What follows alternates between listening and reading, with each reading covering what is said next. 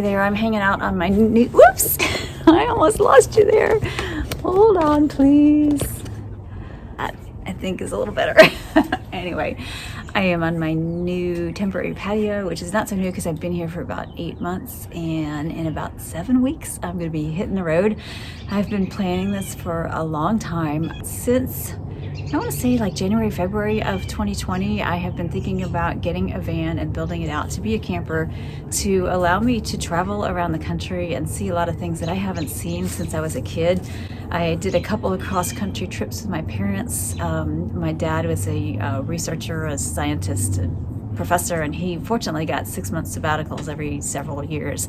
And during some of those, we took cross-country trips from Florida up to Friday Harbor, Washington, which is a really amazing place to spend 6 months as a kid out in the woods and wilds of the Pacific Northwest. And I just love that because we stopped and saw so many places along the way. But as an adult, other than hiking the AT, I really haven't done many of those kind of adventures on my own. So that's my plan, is just to go out, see everything, do all the things, and just really enjoy life for a while. And I will share with you the van build as I go. So what I got is a 2017 Dodge Promaster 2500. It is an empty shell, has nothing on it. It's very basic. I think it's only got one optional upgrade, and I can't even remember what that was. It was basic. So there's a lot that I can do to it to make it really special. And it's a project that I really was hoping I could have started maybe 6 months ago, but I just could not find vans because it seems like everybody in the world had the same idea. And so once I decided on a Promaster, they were really, really hard to find. I could find Ford Transits, medium roof, and I wanted higher roof than that. A lot of those that were available were passenger vans that would have required taking out anywhere from, I think 12 to 15 seats and getting rid of those and all the electronics that go with it. So I held out until I could find the van that I wanted, and I did. And I'm now excited to be able to share all that with you. So, Forrest, what is this? Is this our van? Are we gonna live in here? What do you think? Oh, you like it? You like it? Huh? Does it smell like home? It will smell like home. It will.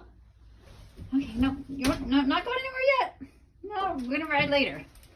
First, we gotta get it all fixed up. That's right, we get it all fixed up. Hey there, I am sitting here in my van getting ready to get to work, and if you watched my videos on the AT, you know that I pretty much tell it like it is. So this adventure, if you care to join me, is also going to be very much like the truth and the real dirty, ugly inside of building out a van, as well as hopefully the joys and the rewards. But to be honest, this little thing kind of terrifies me just a bit. I've always been a pretty handy person. I've loved doing projects around the house, but the idea of spending all this money on a van and then starting to take it apart, drill holes in it, cut holes in it, that sort of thing is pretty scary. So I'm good at buying stuff and researching stuff. And so I've been working on getting everything I need for the build out. But as far as actually doing work, I haven't started much. I bought a rear view camera that I'm going to show you how I put that in. There's back there, you can see above my shoulder, over there, that way. There is just a traditional rear view mirror in this van, but I don't have a backup camera. The version that I got of the van is pretty just basic. It doesn't have any features, no cruise control, nothing. So a lot of that stuff, if I want it, is going to have to be added after the fact. And a priority for me is the rear view camera, so I'll be working on that soon. But I thought, if I'm terrified of this project in a good way, I should start small with some easy projects. And I discovered that one of the lights on the license plate holder was out. So I thought, piece of cake, I can do that. Went online, found the bulbs, and got to work. And it's already taken me a couple days, not steady work, but just in like trying to research and figure out how to do things because I have mucked it up already. And I'm going to show you what's going on with that and hopefully get it done today. These are the bulbs. You can get them from different manufacturers. There are actually 2 in there since they're 2 fixtures. I bought these, and as you can see, this is empty because I tried to put the lights in, but I am 0 for 4 in terms of capturing bulbs. And so I'm going to go on a little fishing expedition, but I will show you why. Obviously the license plate holder is on the back of the van, and there's a little bit of audio. There are two lights up under here. There we go. There's two of them, one over here and then one over this way a little bit. And I took the lenses off already. I can show you later how those go on. I have a little helper here. He'd like to eat anything that I put in front of him. So let me show you real quick. These are the lenses that go on top of the lights just to keep water out. And there's a little tab on them. Let's see this end, which end? This end, that you can press in with a screwdriver and just pop out. So pretty basic on that, but that's not the best way to get in and replace the bulbs. The back side of the license plate holder, this is where those lights go in. There's a little fixture right there, and this is all hollow all the way along here, all the way this way, and it is covered. It's covered by this piece of the van, and this whole thing comes off, but if you don't take it off and you go in from the inside, then it's very easy to lose the bulbs right up in here or over in here. I know that's kind of hard to see, but that's what happened when I took them off. Instead of falling out, they went up in there, and I was able to get one in from the other side, and I tried putting one in from this side and probably lost that bulb too. Now I say lost, I didn't truly lose the other bulb. I've got 3 bulbs that are in the door, and one, this is a new one that I actually did get into the fixture here, and this just slides right in. There's a little bracket, if you can see it, that it goes into right there. It just attaches right like that. And I have this one out, and as soon as I can retrieve a bulb, I will put that in.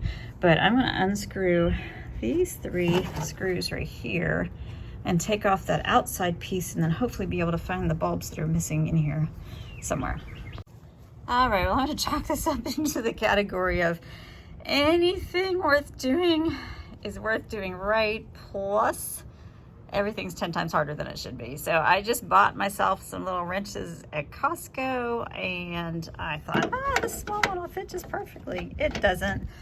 And I am woefully low on tools because my ex took everything when he left, and that means I need to find a wrench that'll fit before I can take that off. So there goes another day, and maybe tomorrow I will get lucky. All right, since the taillight is a wash, I'm gonna show you just a couple of things. I do have a window that I've already bought that's gonna go right there.